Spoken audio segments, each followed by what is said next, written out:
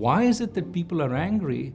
Not just because they saw the global financial crisis and they saw that, the elite looked after themselves, but also because they feel that the future is less good for their children than it was for them. This is a big change in the world because the history of the last 200 years has always been one of progress.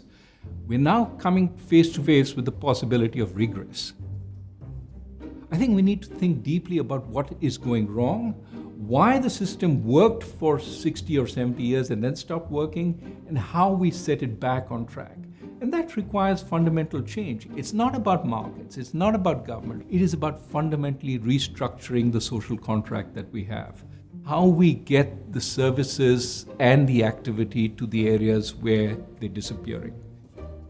So the three pillars are really the pillars that hold up society. On one hand, there's the political pillar, there is the economic pillar, and then there is the societal or sociological pillar, communities, people, democracy. And together, these pillars essentially make our society what it is. What happens when one or two pillars get overly strong is that it creates an imbalance.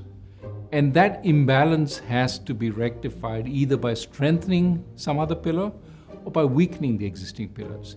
And throughout history, we've had serious imbalances emerging either because of dramatic calamity like the Black Death or because of scientific or technological advances such as the first or the second industrial revolution. And I argue we're going through something similar today, a technological revolution, which essentially is strengthening markets tremendously, but also strengthening governments at the same time. And what is being left behind is the third pillar, the community.